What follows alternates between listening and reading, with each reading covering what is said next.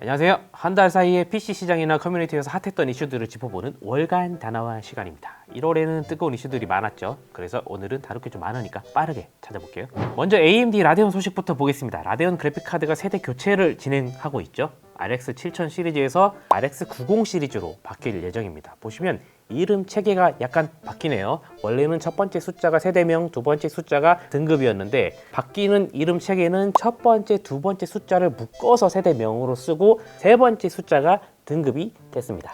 한마디로 엔비디아 지포스랑 비슷한 느낌으로 바뀌는 겁니다. 그래서 예전에는 RX 6000 시리즈, 7000 시리즈 이런 식으로 읽었는데 앞으로는 RX 90 시리즈라고 불러야 될 것 같습니다. 마음에 안 들어요. 차세대 라데온 그래픽카드로 예정된 것은 RX 9060 시리즈 그리고 9070 시리즈가 있는데요. 그 중에서도 RX 9070 XT가 커뮤니티에서 지금 언급이 많습니다. 왜냐하면 이 제품이 RTX 4080 슈퍼랑 비슷한 성능이라는 루머가 나왔거든요. 아무튼 그 루머가 지금 나온 이후로 커뮤니티에서 이게 약간 그게 사실처럼 받아들여지고 있는 상황이란 말이야. 자, 그리고 9070 XT의 가격이 저렴할 것이라는 예상이 커뮤니티에서 지금 주류가 되고 있어요. 뭐 469, 499, 549 썰 뭐 등등이 있는데 아무튼 $500 전후의 가격일 거라는 예상이 많습니다. 그래서 이 성능과 가격 루머를 하나로 합쳐가지고 생각을 해보면 RX 9070 XT는 기존에 $999에 팔던 RTX 4080 슈퍼랑 거의 같은 성능을 가지고 가격은 절반이다. 이런 결론이 나와버리는 것이죠. 이러면 굉장히 좋죠. 드디어 오랜만에 라데온이 한 방 날리나? 금자의 복수는 10년이 걸려도 멀지 않다고 했는데 라데온은 이번에 복수하면 거의 15년에서 20년 정도를 참아온 거예요. 복수에 성공할지 기대해봐야겠죠. 제가 이 루머에 대해서 아직 9070 XT가 정식 출시 전이고 저도 이 제품에 대한 정보가 많지 않기 때문에 뭐라고 정확하게 말씀드릴 수는 없지만 가격이 사실 처음에 국내외 관계자님들한테 제가 정보를 구걸하고 다닐 때는 지금 커뮤니티에서 화제가 되는 이런 착한 가격일 거라고는 기대를 못했었습니다. 그런데 역설적으로 좀 희망적인 부분은요, 지금 AMD가 가면 갈수록 9070 XT의 가격 정보와 성능 정보를 공개를 안 하고 출시를 계속 미루고 있는 상황이거든요. 이게 소비자 입장에서는 약간 좀 짜치게 보이면서도 한편으로는 희망적인데 왜 그러냐면 일단 9070 XT의 루머가 처음에 나왔을 때는 가격 루머가 좀 비쌌죠. 해외 기준으로는 $600대가 될 거다 이런 루머가 있었고 내부적으로 도는 정보도 그쪽에 가까웠습니다. 그러니까 관계자 PC 루머가 그렇게 나온 것이겠죠. 그런데 AMD가 이랬던 초창기 루머대로 공개를 안 했어요. 계속 미루고 있잖아. 그러니까 일단 초반 루머는 결과적으로 다 틀린 정보가 됐어. AMD가 CES 2025 행사에서 원래 9070 XT의 세부 내용을 다 공개할 거라고 예상을 했었는데 2025 CES에서 공개를 안 했죠. 세부 정보를 공개를 안 했고 그 뒤로도 계속 정보 공개를 미루고 있습니다. 3월까지 미룬다 그랬죠 지금? 이거 제 생각에는 뭐냐면 AMD 본사에서 고민 중인 게 아닌가 싶어요. 이거를 어떻게 처리를 해야 되나? 성능 좀 더 올려서 가성비를 향상시켜야 되나? 아니면 가격을 내려가지고 가성비를 향상시켜야 되나? 아니면 둘 다 해야 되나? 이런 고민을 하고 있는 게 아닌가라고 예상해 봅니다. 아무튼 AMD 관계자 피셜 이 트윗 짤에 따르자면 RX 9070 XT의 정식 출시는 3월 이후가 되겠죠? 정식 출시할 때는 커뮤니티에서 희망하고 있는 가격이나 성능이 됐으면 좋겠습니다. 안 되면 안 돼요. 왜냐면 요즘 커뮤니티에 빨판 상어 짤이 자꾸 돌고 있잖아요. 이거 뭐 아니잖아요. 가오가 있지. 저도 AMD 라데온이랑 엔비디아 지포스가 서로 치열하게 경쟁해가지고 소비자들이 이득 보고 그래픽카드가 많이 팔리기를 바라는 일인이기 때문에 그런 맥락에서 9070 XT가 꼭 잘 나왔으면 좋겠습니다. 다음은 AMD 라이젠 9000 시리즈에 대한 이야기입니다. 라이젠 9000 시리즈는 가격이 이슈인데요. 우선 알리익스프레스에서 최근에 중국 내수용 라이젠 9000 시리즈가 그동안 좀 싸게 풀려왔어요. 특히 9600X, 9700X 같은 볼륨 모델, 메인스트림 모델들이 직구 버전이랑 국내 정발 버전의 가격 차이가 있는데요. 물론 이제 알리에서 구매하는 직구 버전은 딱 받자마자 초기 불량 나는 경우가 아니면은 AS가 거의 불가능하다는 문제가 있긴 하지만 국내 정발 버전과 가격 차이가 꽤 있기 때문에 AS 포기하고 직구 버전을 선택하는 사람들도 많거든요. 이 문제를 AMD 한국 관계자분들이 좀 전향적으로 해결을 해주시면 소비자분들이 더 많이 구매를 하게 될 것 같아요. 그러면 저도 좋고 AMD도 좋고 다나와도 좋고 소비자도 좋고 모두가 좋은 환경이 되겠죠. 세계적인 품귀 현상으로 소비자 가격이 많이 뛰었던 라이젠 7 9800X3D는 가격이 서서히 안정화되고 있습니다. 제일 처음에 품절 대란 났을 때는 90, 95, 100만 원 막 이렇게까지도 올라갔었는데요. 1월 들어서 서서히 내려가고 있고 1월 중순에는 알리익스프레스 기준으로는 쿠폰 코드랑 카드 할인 엮어가지고 78만 원대까지 찍혔죠.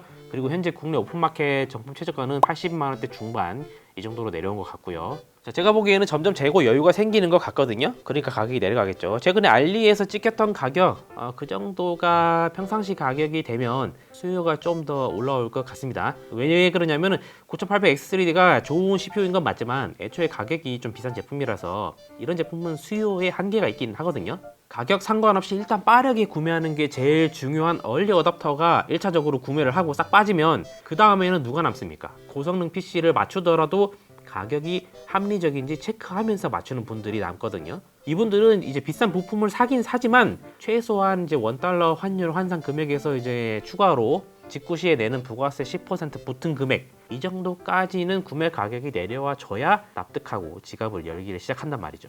자, 9800X3D가 $479 뭐 이러니까 파워 유저들 중에서 합리적인 소비를 지향하는 분들을 설득하려면 지금보다는 이제 좀 더 내려가야 되겠죠. 그러므로 결론은 단기적으로는 9800X3D의 가격이 더 내려갈 여지가 있다라는 것이 제 개인적인 예상입니다. 근데 이제 맞을 수도 있고 안 맞을 수도 있어요. 가격 설정은 제가 하는 게 아니고 AMD 본사에서 하는 거니까요.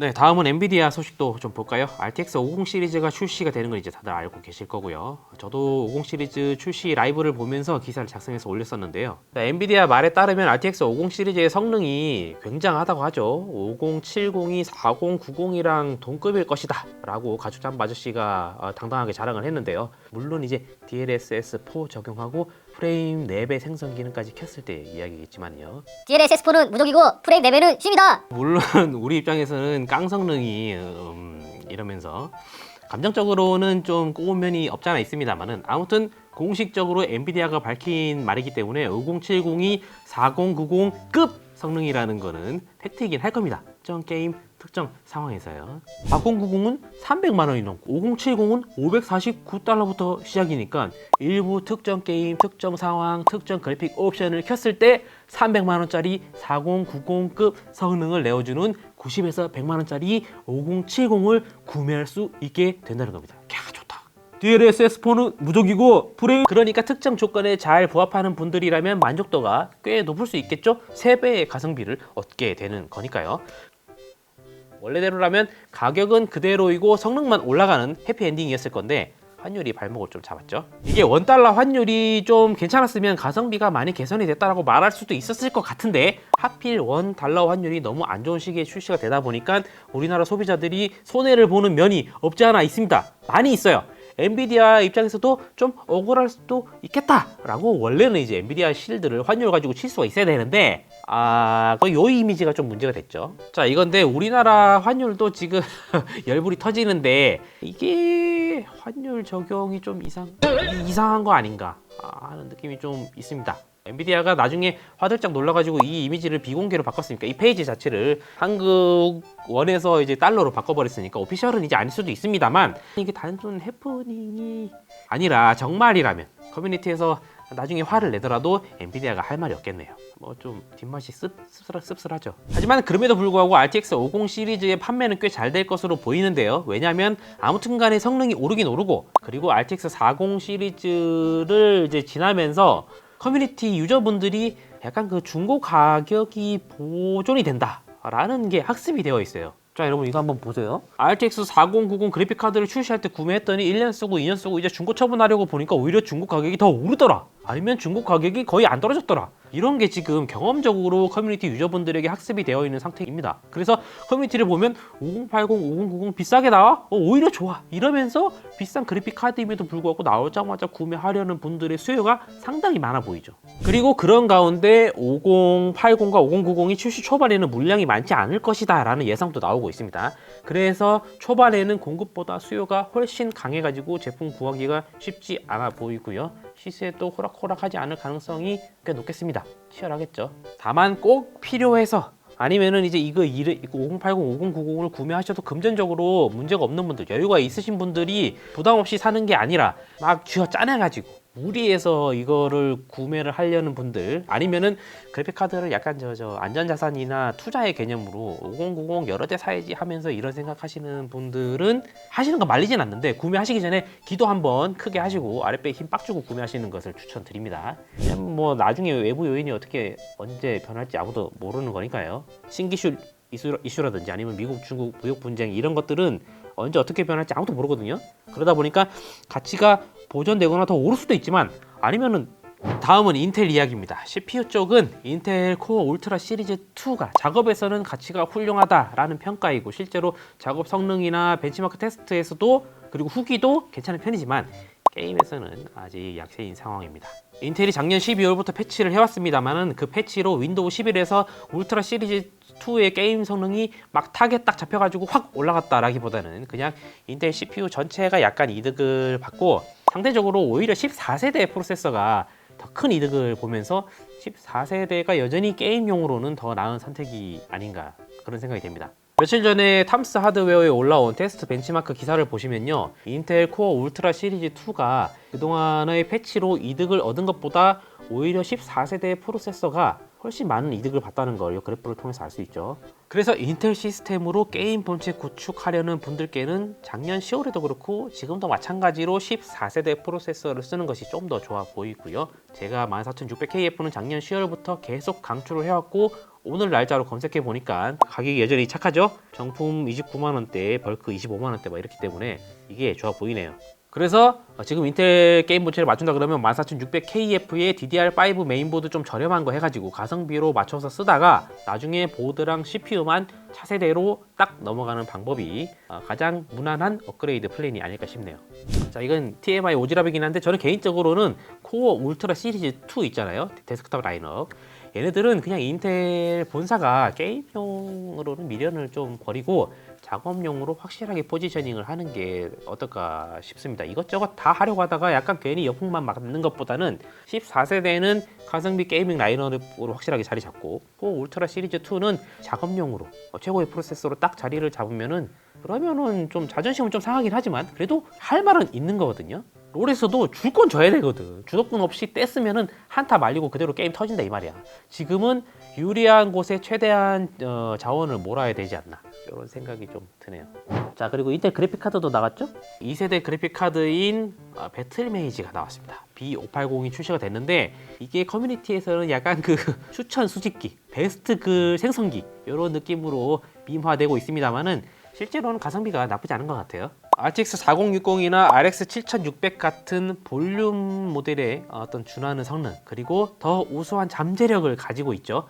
아직 다 긁지 않은 복권 같은 느낌으로 아무튼 드라이버 버프로 성능이 더 좋아질 가능성을 지니고 있는 재밌는 그래픽 카드입니다. 가격대가 국내 출시 초반이라 그런지 약간 기대했던 거에 비하면 좀 아쉽긴 한데 나중에 이제 특가로 나온다든지 아니면 가격대가 좀 다운이 된다든지 하면은 상품성이 더 좋아질 겁니다. 일단 인텔이 엔비디아하고 이렇게 맞댈 수 있는 제품을 출시했다는 것이 긍정적인 부분이고요. 인텔이 그래픽 카드를 포기하지 않고 계속 내주는 것은 우리 유저 입장에서는 정말 고마운 부분입니다. 출시한 제품들은 더 개선을 계속 해주고 출시할 제품들은 앞으로 가성비를 좋게 출시해줘가지고 제3의 옵션으로 확실하게 자리 잡아주기를 기도해 보겠습니다. 네, 2025년 1월 월간 단어화는 여기까지입니다. 다음 달에는 부품들 가성비가 정말 좋아졌어요 여러분, 가격이 엄청 내려갔습니다, 이런 즐거운 소식으로 돌아올 수 있으면 좋겠습니다. 제발이요.